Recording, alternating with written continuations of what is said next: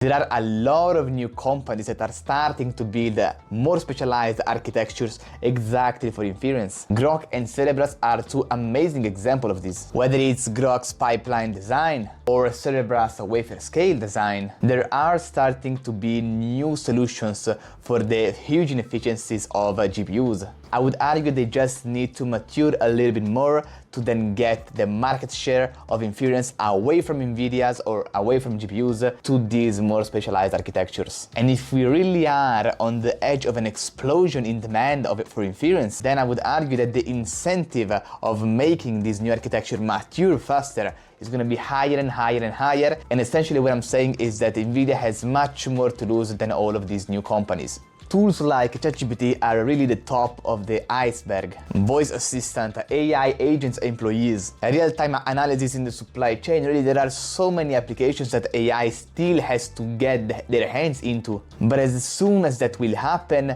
demand for inference will really explode. And only GPUs really cannot handle all of that demand. But again, GPUs won't really disappear. They will always be there and will always dominate training. So what we will likely see is like a hybrid approach with a lot of big clusters, like a colossus of GPU clusters that are perfect for training either new models or new versions of existing models. And then we will have more specialized data centers with this new architecture, specialized and tailored only for inference. So yes, NVIDIA dominates and has dominated the era of deep learning so far. But with the new generative AI tsunami that is coming, we might very likely see companies like Grok and Cerebras start to grow much faster than NVIDIA's, and most importantly take away the market share of NVIDIA's or GPUs in general from inference to only training. If you want to know more about inference versus training and why inference is really so important, click here before the end of the video. Thank you very much for listening and I'll see you next time.